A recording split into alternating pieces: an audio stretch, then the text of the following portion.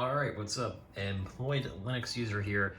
I actually have the first of my refurbs, though this is not going to be a for sale refurb. This is actually my friend's laptop. This is one he's had for a while. It is an older Dell Inspiron. You can tell by the wording in the back. It is a big old boy. It's a 17-inch.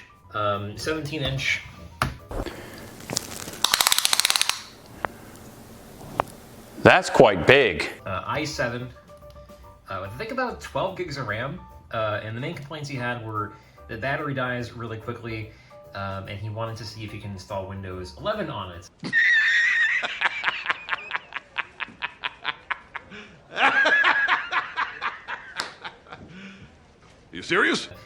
So unfortunately, I won't be able to install Linux on this machine, unless I do and force him to use Linux, but I am not a dick. And let's boot it up to Linux because I don't want to use Windows on this just yet. Another benefit of Linux over Windows is you can boot into a live environment. There's a couple different devices here. Line power AC, display device. You want the batteries right here in the middle. Let's see what it is. So energy full is 8.92 watt hours. Energy full design is 41. The capacity is 21%. That's garbage. That is awful. Wow. That's really low. So for you guys out there, energy full is the amount of energy watt hours that are in the battery when the battery is charged to 100%. Energy full design is the designed max capacity for the battery, which is 41 watt hours. Right now, it's at 8 watt hours in total, so he's only getting 8 watt hours out of use of this thing, and he's only really charging it up to 21%. So this battery is quite bad. Definitely needs a replacement. All right, let's go ahead and check the Wi-Fi. Let's go connect it to my Wi-Fi first.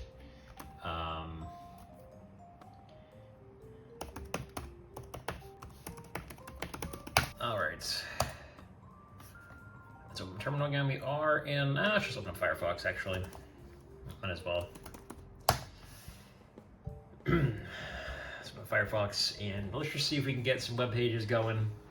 Maybe run some YouTube tests.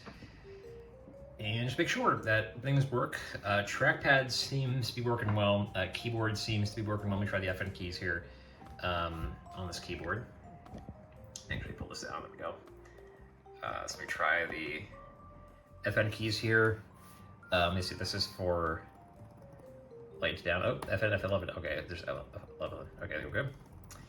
Yep, the brightness works. This is for the brightness of the keys. Backlight is good. Brightness does work. Cool. This is, I think, to disable Wi-Fi. Or no. Well, there's a print screen. Window FN. There we go. Airplane mode was enabled. And then airplane mode is enabled again. Cool. All right. FN F8. I think that is casting, or that's a Windows specific button. I can try when I install Windows. This is FN lock, so this will probably, I can't tell if it's engaged on this, but I guess we can check by doing this. So if we do FN F11, okay, good. Then FN undo the escape lock. There we go. Cool. All right, FN lock does work. Yep, that works. Volume down, volume up works, and the speaker does work. You can hear it. Cool. All right, we'll just test the media playing. This probably, yep, that works too. Cool. All right, so all the FN buttons work. I gotta go into YouTube here and just, all right, let's go and just, oh, nope, that was not a video. Oops, I got baited. All right, speaker isn't great. I mean, it's a laptop speaker, so I'm not sure what you want from it, but it does work. Oh, I want to test Mayblack, so here we go. Turns it off. There we go. Okay, cool. Yep. Cool. All right, so all the FN buttons work. Let's just do a quick keyboard test. I don't do these on my own computer, but they are useful just to test everything you can't type out into a command line. I can just do this. Pretty easy. Cool. Okay. Okay. Let's see. Alt. Normal command in space. Control. Windows is good. That's good. All right, I think we test everything. Cool. We are good. The entire keyboard does work. Which we do. All right, all buttons do work. Cool. So keyboard is completely functional. So I think what we do next is we take out the battery and probably see what model it is and replace it. And see if we can upgrade the RAM too. Those are the two things I do want to check as well. Let's do that. I just noticed this has a privacy window on here. I should probably check the webcam actually. I didn't realize there's webcam on here after that, so let's do cheese. All right, there we go. You can see I'm recording with the phone. Hello. Webcam does work. It probably has the same resolution webcam that I had, my podcast, so cool. Webcam does work. I guess I should check the microphone. So let's go to the settings for the audio sound input device. Yeah, looks like it is taking audio in. All right, so I think this thing is fully functional. Just gotta take out the battery and see what it is. All right, so if rebooted to Windows, I'm gonna go ahead and go to UEFI firmware settings just so I can check to see if it actually is TPM 2 or not. What's up, boys? How we doing? Check if it is TPM 2, and that is the case. You'll be able to install Windows 10. If not, yeah, his health is poor. Ha, he's poor. Approximately 10 hours later. Okay, I was done. It is actually under PTT, that's right. Trusted, bleh. It doesn't say what version it is, which is weird. But we will, I'm hoping that does it. I can probably check in Windows to see if that actually classifies as 2. Okay, let's exit. And I will actually try to reboot. All right, back in Fedora. Let me actually go to the terminal. I think it is, we're gonna zoom in here. I think it's a dmessage. Grep. Capital TPM? Yeah, it looks like it is TPM 2. You can see there are TPM 2. I think that is correct. Yeah, TPM 2. Right there, you can see it right up there, TPM 2. Okay, so it looks like this thing does actually have TPM 2 and is able then to run. Okay, so I think we're good. This thing actually can run Windows 11. I think all we need to do is replace the battery, so I will jump cut to when I actually get the battery and when I'm installing it. Okay, we are back. It is approximately 2 days later from when I made the original recording. As you can see, I forgot to tighten the hinge last time, and I remembered right after I ended the recording to tighten the hinge, so I put myself a little note to tighten the hinge on this thing. Yes, it is a WebRoot sticker. That's how you can tell I worked at Best Buy. We got those for free when the vendor came in one day. Everyone was giving them out for free, so I used them on all my builds. So we're gonna do both of that today. Battery came in, by the way. If you're wondering why I'm doing this. Battery came in from China. It was about $30 on Amazon. So there was relatively inexpensive. This isn't an OEM battery, obviously. But it did come with the screws to replace it with, which is interesting. Not the screws, sorry, the screwdrivers to replace it, which I don't need at all. Let me grab the project map here, so I have a thing to put the screws down on.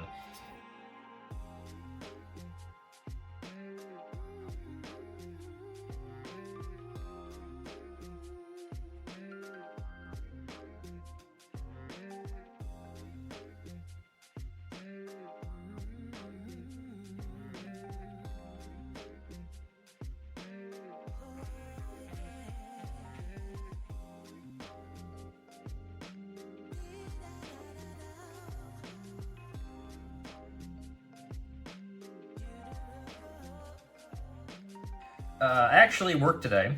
I'm just getting this open. I actually worked today.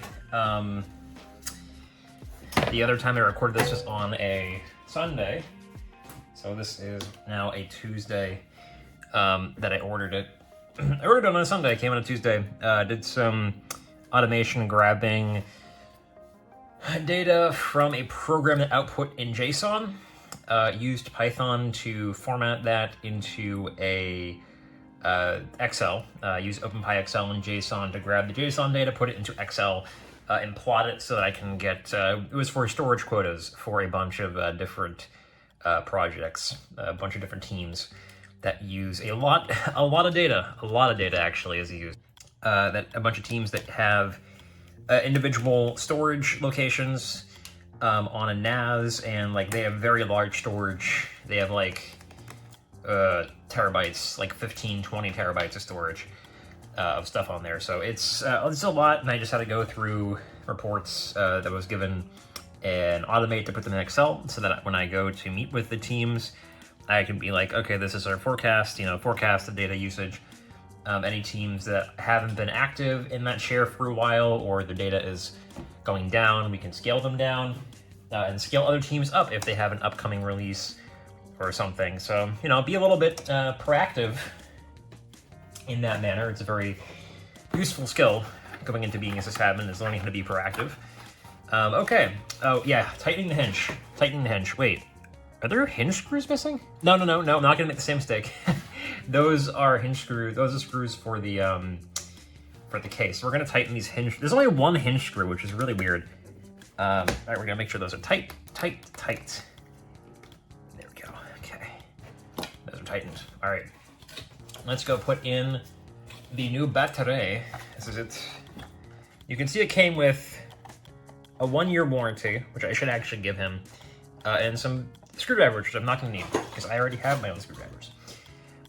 It did not come with the cable, which is fine because the cable is attached to the other battery. So I just pulled it out. And this will go into battery purgatory later. Anyway. All right, we're just going to go ahead and insert this into the battery. Like so. Kind of careful, do not press on that too much, or I would blow myself up, and I am not currently in Israel. Okay, so we're gonna go, and I wouldn't blow myself up. I set myself on fire, but it was a funny joke at the time. I don't actually have any other DDR4 RAM, so I can't actually go ahead and put more DDR4 RAM in there. So he does not want it, which I thought was okay, because he does want to install Windows 11 on this, since it does have TPM2. I don't know what the specs are off the top of my head for Windows 11. I actually should go look that up real quick.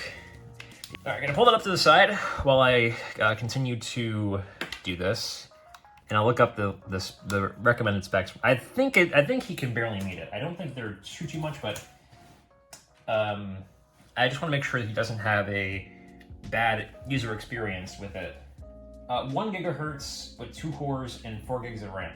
Okay, not much. I think the storage just got pretty, I think the storage got upgraded, I remember that. Yeah, there's no, recommended specs, they just have minimum specs. He has a dual core. I mean, this is saying that it needs to be at least a dual core. He has a quad core, so I'm thinking he can run it fine. And in antithesis to my channel name, we're going to be using Windows 11. Which is not great, but we'll be doing it. Speaking of, I will have to go get a Windows 10 ISO, because I do not have, or 11, I do have a Windows 10 ISO for repairs. I do not have a Windows 11 ISO.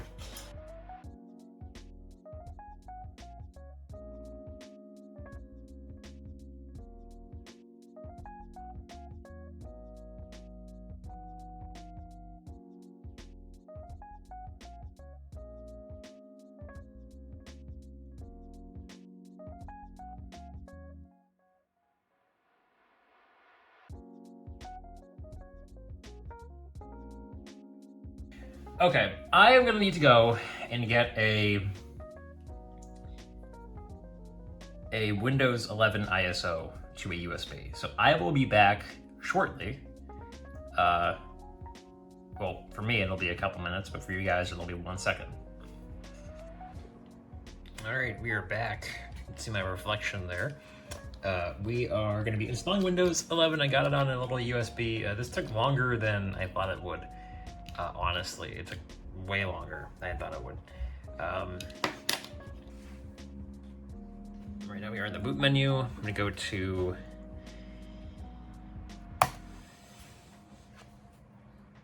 Windows 11, UEFI boot. Should hopefully go to the Windows installer, because I spent, I tried doing this with DD first, and then I realized that you need to use the media creation tool. So it took a lot longer than intended, so probably because it is more bloated. But anyway, looks like it is booting to Windows 11, so I'll go ahead and install this bad boy.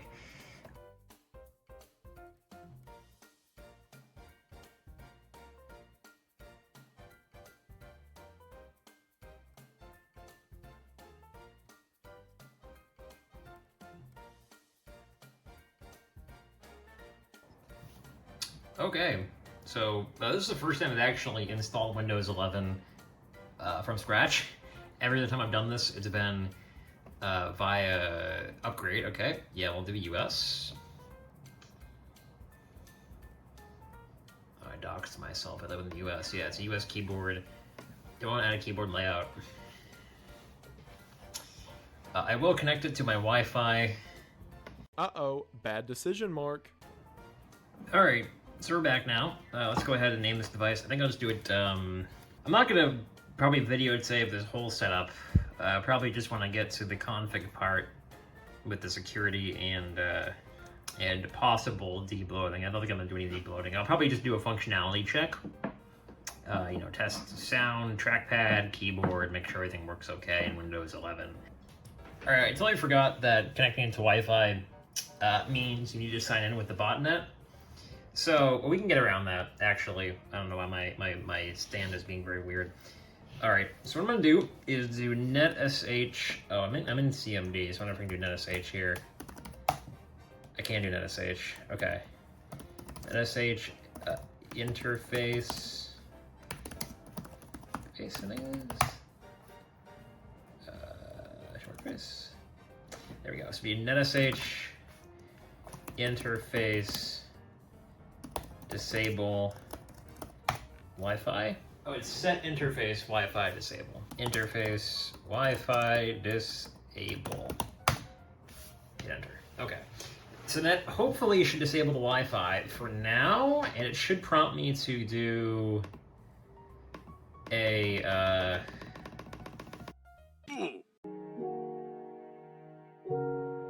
someone said that I can actually use Task Manager. So if I do Control F10 again, F10 Shift F10, there we go. So if I do Task MGR here, okay, and then it's network connection flow.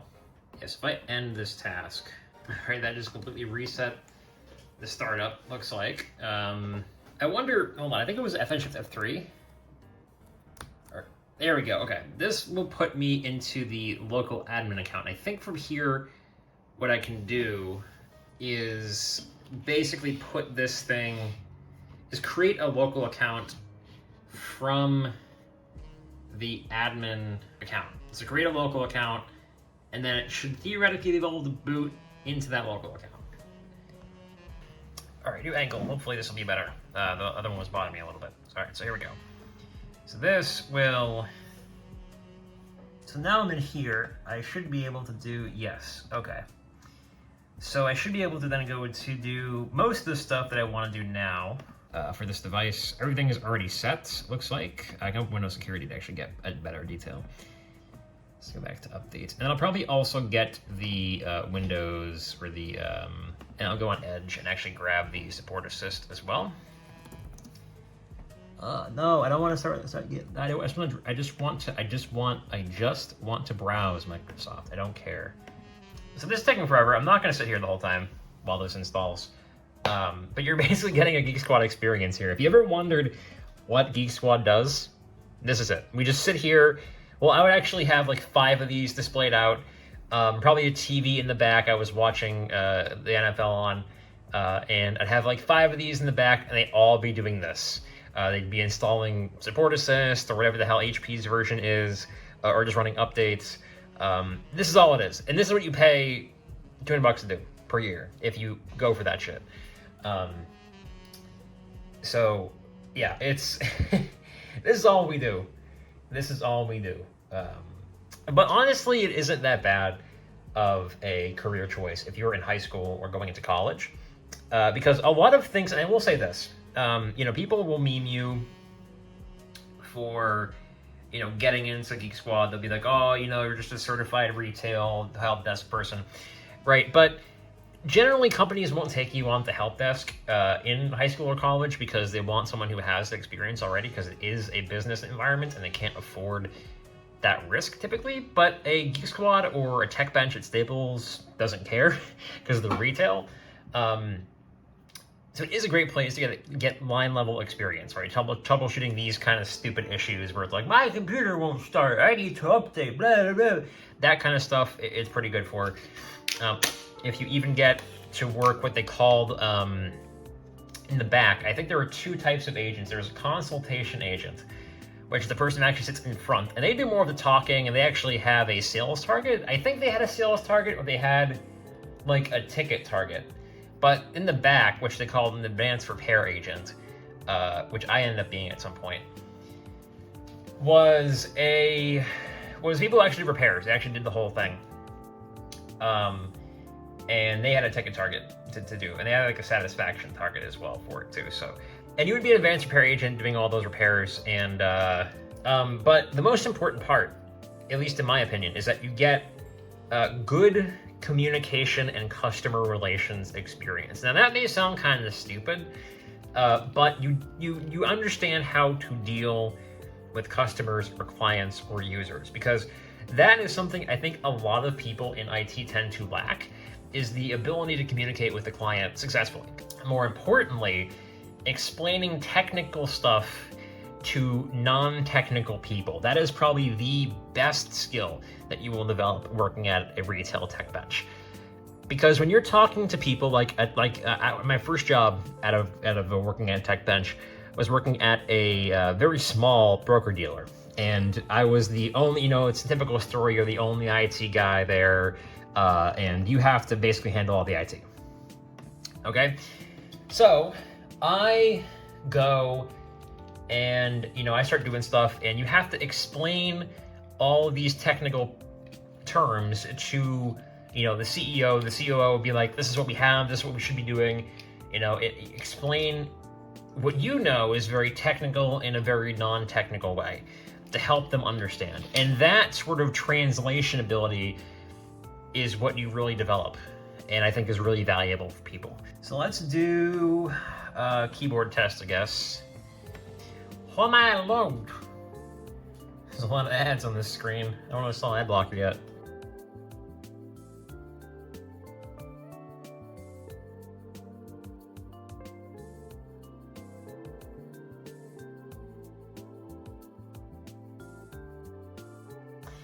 All right, we're gonna go to YouTube. Go to YouTube, and we're gonna watch us some SSS Sniper. No, we're just gonna turn on some music here. It is on.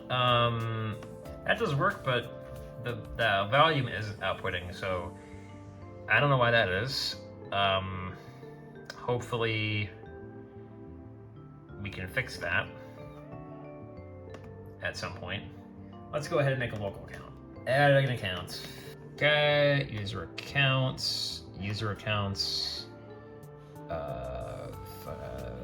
manage other accounts, add a new user in PC settings, and it brings me back here. So I think I'm actually locked in to making this from this way. I thought I could do it from here, but I guess not.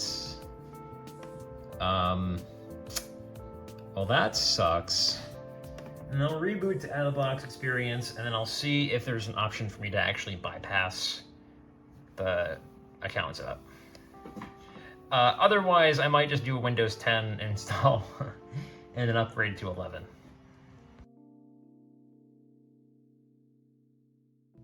All right, we are back. It is now daytime.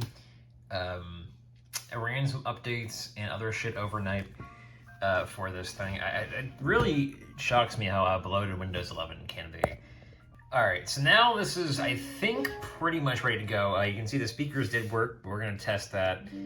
Keyboard does actually do work. I don't care. Windows, hello, thank you. I guess the only thing I have to still test are the USB ports, but we know that one on the right-hand side over here works. So there's one on the left-hand side. There's also a mini display port, which I don't actually have on me for USB-C output. Or display output, and then we have a USB and an HDMI. So luckily I do actually have a monitor. I have a separate monitor that I use for HDMI testing, so we can do that. And I'll put that up here now. Okay, so what I'm gonna do is run a battery port. Dell, fuck off. So yeah, if you do, if I actually go into the command, I'll show you how to do it. So I go to command line, and I think it's power. Let me actually move this over here so you guys can see this better. Yeah. It's actually power CFG, then slash battery reports, and then that will save it to this path. And then from here we can see the actual battery report. So I pull this back. Does actually, you can see down here, the full charge capacity is 39,000 megawatt hours. The design capacity is 41,000. So it's about like 99% full capacity, which, okay. Well, that I think is everything. Oh, the other USB port, okay. Yeah, I need to make sure the other USB port works. So I'll just plug in the same Windows 11 USB that I plugged in last night. I do need to get more USBs. I think I said that already. So, plugged in. It did. Cool. Okay. So that's in. The only other thing, there's an SD card reader, which I don't actually have an SD card to test with. And then an aux out. I just realized that both my speakers do not have an aux in. I have a JBL and a Bang & Olufsen.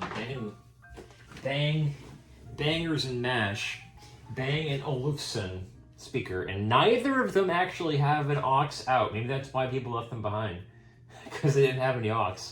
So we'll just have to do my headphones for now. Plug this in. Actually, I'll go back to the laptop now, because looking at a zoomed-in monitor screen is probably not very appealing for you guys. All right, let me actually put this on my head. There we go. I plugged in headphones. Thank you. This aux out works. It does. Cool. All right. Aux out works. And that's it. I think that's everything, other than the mini display port, which I can't test. So I need to get one of those. I get one of those so I can test it. Make sure it truly does work. Oh, is this the volume button? It is volume. But everything looks to be pretty okay on this laptop. I guess I'll just give it a one-over with the clean.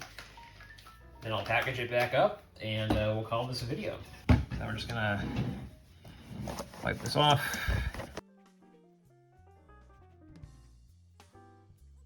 I'm also gonna test out the hinge before I end this.